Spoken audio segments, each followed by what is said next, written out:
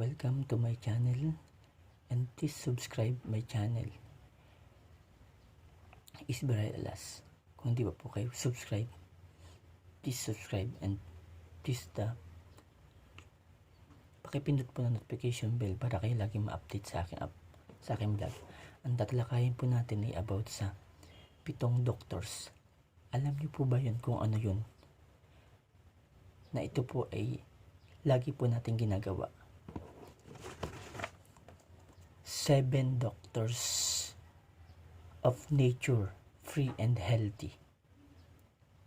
Number 1, Dr. Sun.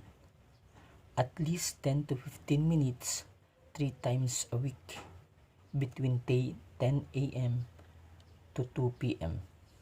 Number 2, Dr. Water. 1/2 glass of water every hour with 5 drops of lemon or calamansi. Dr. Air.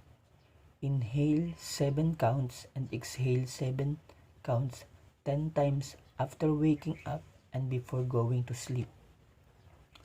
Dr. Sleep. At least 7 to 8 hours for adult. The room should be dark and no cell phone or gadgets before going to sleep. Dr. Exercise. At least 15 to 30 minutes daily plus sweating. 6. Dr. Diet. Avoid food rich in saturated fats, trans fats, and hydrogenated oils. Go vegan, go organic, know your source, no GMOs, no hormones.